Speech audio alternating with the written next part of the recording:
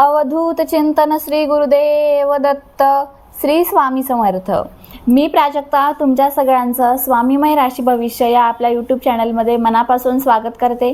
आशा करते तुम्ही सगळे स्वस्त असाल, मस्त असाल आणि महत्त्वाचं म्हणजे पॉझिटिव्ह असाल। बघा, लवकरच श्रावण महिना सुरू होतोय आणि काल आपण आपल्या चॅनलवरचा पहिला व्हिडिओ टाकला, त्याला पण तुम्ही खूप छान प्रतिसाद दिला। असाच तुम्ही इथून पुढे पण आणि प्रत्येकाला स्वामी सेवा जाणून घ्यायची आहे, नवीन जे काही व्रतवैकल्य येत आहे त्यांची माहिती जाणून घ्यायची आहे, प्रत्येक सणाला कोणती पूजा करावी, कशी करावी, कोणती सेवा करावी ते जाणून घ्यायचंय। आणि आज मी तसाच विषय तुमच्या समोर घेऊन आलेले आहे। लवकरच श्रावण चालू होतोय, 13 ऑगस्ट पासून ते 11 सप्टेंबर पर्यंत श्रावण महिना आहे। या श्रावण महिन्यामध्ये आपण कोणत्या कोणत्या सेवा करू शकतो? मग फक्तच भगवान शंकरांच्या नाही, तर यामध्ये श्री स्वामी समर्थ महाराजांच्या देखील सेवा आहे, वेगवेगळ्या देवांच्या सेवा, कोणत्या सेवा आपण करू शकतो ती सगळी माहिती मी तुम्हाला आजच्या व्हिडिओमध्ये देणार आहे। त्यामुळे व्हिडिओ स्किप न करता शेवटपर्यंत बघा। तुम्हाला जर माझे व्हिडिओ आवडत असतील तर चॅनलला सबस्क्राइब करा, व्हिडिओला लाईक करून कमेंट बॉक्समध्ये श्री स्वामी समर्थ, जय जय स्वामी समर्थ अशी कमेंट करायला विसरू नका। चला मग व्हिडिओला सुरुवात करूया। श्रावण महिना हा सगळ्यात पवित्र महिना मानला जातो। तसं तर हा पूर्ण चातुर्मास हा पूर्ण पवित्र आहे। चातुर्मासामध्ये तुम्ही सेवा करा, तुमच्या कोणतीही सेवा असं व्यर्थ जाणार नाही, प्रत्येक सेवेचं फळ तुम्हाला मिळणार। बघा, तुम्ही ऐकलं असेल की सेविंग करा, प्रत्येक जण काय म्हणतं आपल्याला की सेविंग करा, का तर वाईट काळामध्ये ती सेविंग आपल्याला कामी येते, ती झाली पैशांची सेविंग। तसंच मी तुम्हाला सांगते, या चातुर्मासामध्ये तुम्ही सेवा करा आणि ती सेवा तुम्हाला तुमच्या वाईट काळामध्ये कामाला येणार आहे। हो, कधी कधी बघा, अगदी आपण म्हणतो ना की एखादे ऍक्सिडेंट थोडक्यात वाचलो मी, आपण असं ऐकलं असेल खूप जणांच्या तोंडून की मी थोडक्यात वाचलो, थोडंसं इकडे इकडे झालं असतं की माझा मी जीव गमावला असता, आणि तिथे त्या व्यक्तीचं काम येते, ती म्हणजे सेवा, त्या व्यक्तीचं कर्म। म्हणून कर्म तर चांगलं ठेवायचंच आहे, त्यावर नो डाऊट्स, पण आपल्याला आपल्या सेवेचा बँक बॅलन्स देखील वाढवायचा आहे आणि तो काळ आता सुरू झालेला आहे, तो म्हणजे श्रावण महिना। खूप स्त्रिया असं म्हणतात की ताई आमच्या घरी श्रावण महिन्यामध्ये आमच्या घरी ताई मांसाहार केला जातो, मग आम्ही सेवा कधी करावी? पण आता बघा ना, किती छान सुवर्ण संधी जुळून आली आहे। श्रावण महिन्यामध्ये कोणाच्याही घरी मांस मच्छी खाल्ली जात नाही, म्हणजे मांसाहार केला जात नाही। पूर्ण श्रावण महिना हा पूर्ण पवित्र असतो आणि यामध्ये या सृष्टीवर, या पृथ्वीवर शिवतत्व हे खूप जास्त प्रमाणामध्ये जागृत झालेलं असतं। त्यामुळे या श्रावण महिन्यामध्ये तुम्ही सेवा करा, तुम्हाला कोणतीही अडचण येणार नाहीये। आणि श्रावण महिन्यामध्ये आपण कोणती सेवा करू शकतो ते मी तुम्हाला आजच्या व्हिडिओमध्ये सांगणार आहे। चला मग सुरुवात करूया। सगळ्यात पहिली आणि श्रावण महिन्यामध्ये खूप जण करतात ती सेवा म्हणजे शिवलीलामृत पारायण। हो, शिवलीलामृत हे खूप प्रचंड आपण म्हणतो ना की सेवा फळ देणारं किंवा मनाला शांती देणारं पारायण आहे। हे भगवान शंकरांचं आहे शिवलीलामृत पारायण। तुम्हाला तुमच्या जवळपास एखादा केंद्र असेल किंवा कोणताही श्री स्वामी समर्थ महाराजांचं जनरल स्टोअर वगैरे असेल, तिथे तुम्हाला शिवलीलामृत पारायणाचं पुस्तक मिळून जाईल। खूप सुंदर आहे, एकदा प्रत्येकाने आयुष्यामध्ये नक्की वाचावं। त्याचं पारायण तुम्ही या महिन्यामध्ये करू शकता। आता पारायण कसं करावं, त्याचे नियम अटी काय, यावर मी सेपरेट व्हिडिओ बनवणार आहे, पण आजच्या व्हिडिओमध्ये ना आपण फक्त सेवा कोणत्या करायच्या ते जाणून घेणार आहोत। शिवलीलामृत पारायण करू शकता। त्याचबरोबर बघा, गुरुचरित्र पारायण, आताच गुरुपौर्णिमा झाली, काही महिलांना काही कारणास्तव गुरुचरित्र पारायण गुरुपौर्णिमेला करायला शक्य झालं नसेल, तर तुम्ही आता श्रावण महिन्यामध्ये देखील गुरुचरित्र पारायण करू शकता बरं का, काही हरकत नाहीये। पण गुरुचरित्राच्या पारायणचे जे काही नियम अटी आहे ते पाळूनच आपल्याला हे पारायण या श्रावण महिन्यामध्ये करायचं आहे। त्यानंतर तिसरं म्हणजे नवनाथ पारायण तुम्ही करू शकता। मग तुम्ही नवनाथ पारायणाचा जो मोठा ग्रंथ आहे त्याचंही पारायण करू शकता, आणि छोटा बघा दिंडोरी प्रणीतचा छोटासा ग्रंथ देखील आहे, त्याचं देखील पारायण तुम्ही या श्रावण महिन्यामध्ये करू शकता। यानंतर अजून वेगवेगळ्या सेवा आहेत, त्यातली एक आणि सगळ्यात महत्त्वाची सेवा म्हणजे रुद्र अभिषेक। रुद्र अभिषेक हा फक्त गुरुजींना बोलून किंवा एखाद्या मंदिरात जाऊनच केला पाहिजे असं नाहीये। तुम्ही तुमच्या घरामध्ये देखील काही साहित्य न वापरता अगदी घरातल्या साहित्यांमध्ये तुम्ही तुमच्याच घरी रुद्र अभिषेक करू शकता। रुद्र अभिषेक कसा करावा यावर देखील आपल्या चॅनलवर लवकरच इन डिटेल व्हिडिओ येणार आहे, त्यामुळे चॅनलला सबस्क्राइब करून ठेवा।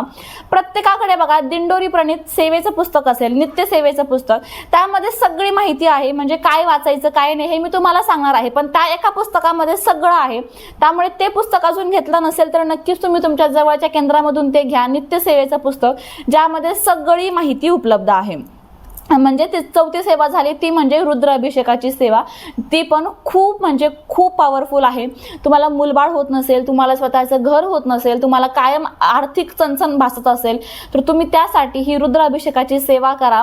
4ही सोमवार करा, तुम्ही रोज करा श्रावण महिन्यामध्ये, तुम्ही श्रावणातला एक सोमवार करा, पण नक्की करा, कारण खूप प्रभावी आहे. मी सुद्धा करणार आहे, त्यामुळे नक्की प्रत्येकाने करावी अशी माझी मनापासून इच्छा आहे.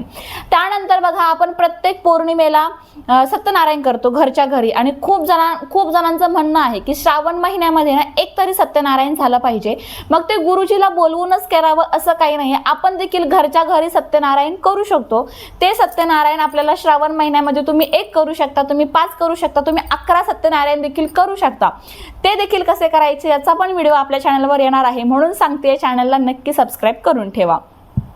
यानंतर पुढची सेवा जी आपण कालच बघितली ती म्हणजे 11 गुरुवार.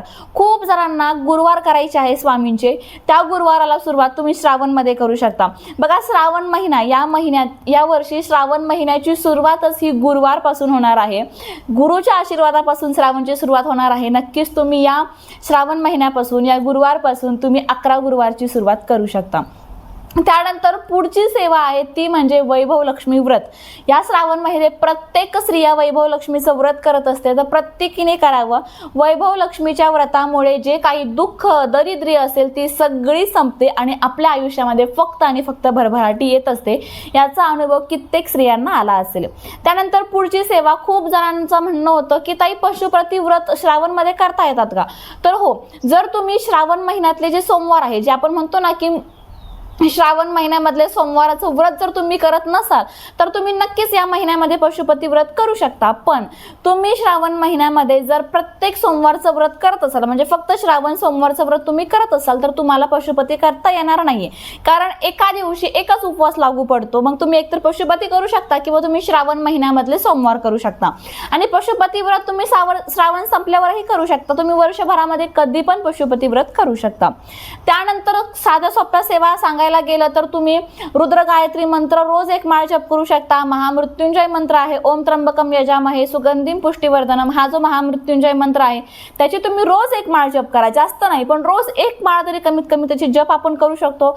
श्री स्वामी समर्थ मंत्राची 1 माळ जप करू शकतो रोज. आपण ओम नमः शिवाय या मंत्राची 1 माळ जप करू शकतो. अशा छोट्या छोट्या ज्या सेवा आहे ना त्या आपण करू शकतो आणि त्या प्रत्येकाने करायला पाहिजे, कारण श्रावण महिना हा खूप पवित्र आहे. या इतका पवित्र काहीही नाहीये, कारण प्रत्येक कोणाच्याच घरामध्ये या महिन्यात मांसाहार केला जात नाही. त्यामुळे प्रत्येकाच्या घरामध्ये फक्त आणि फक्त सकारात्मक वातावरण असतं. त्याचबरोबर श्रावण महिन्यामध्ये पूर्ण पृथ्वीवर शिवतत्व हे खूप जास्त प्रमाणामध्ये जागृत असतं. आपण कोणतीही सेवा केली तर ती भगवान शंकरांपर्यंत खूप लवकर पोहोचते आणि त्या सेवेचं जे काही आपल्यासाठी योग्य असलेलं फळ आपल्याला भगवान शंकर नक्कीच आणि खूप लवकर देतात. त्यामुळे मनापासून तुम्ही सेवा करून बघा. मी सांगते त्यातले 1-2 सेवा तरी नक्की करा, तुम्हाला त्या सेवेचं फळ महाराज नक्की देतील. चला मग आजचा व्हिडिओ कसा वाटला ते नक्कीच सांगा. आता सेवा जरी करायची इच्छा असली तरी करता करविता हे महाराज आहे, त्यांनी आपल्याकडून करून घेतलं तर आपण नक्कीच सेवा करणार आहे. पण आपल्यालाही प्रयत्न करणं चुकवायचे नाहीये. फक्त मासिक धर्माचं प्रत्येक स्त्रीनी बघून घ्या, त्यानुसार सेवा करा, कारण की सेवा मासिक धर्म चालू असताना कोणतीही सेवा करू नये असं आपण म्हणतो. त्यामुळे मासिक धर्मात सेवा करू नये. इतर दिवशी तुम्ही पूर्ण श्रावण महिन्यामध्ये कधीही कोणतीही सेवा नक्कीच करू शकता. चला मग आजचा व्हिडिओ आणि माहिती कशी वाटली कमेंट करून सांगा. त्याचबरोबर कमेंटमध्ये हे देखील सांगा की तुम्हाला अजून कशा संदर्भात व्हिडिओ बघायला आवडतील, कोणती सेवा तुम्हाला डिटेलमध्ये जाणून घ्यायला आवडेल, जेणेकरून पुढचा व्हिडिओ आपण त्यावर बनवूच. तसंच शिवलीलामृत पारायण कसं करावं, रुद्राभिषेक कसा करावा हे मी तुम्हाला सांगणारच आहे. त्यामुळे ते बघायला देखील विसरू नका. चॅनलवर नवीन असाल तर सबस्क्राईब करा. भेटू पुन्हा अशाच नवीन आणि सुंदर माहितीसोबत. तोपर्यंत सगळेजण आनंदात राहा आणि भरपूर सेवा करत राहा. श्री स्वामी समर्थ.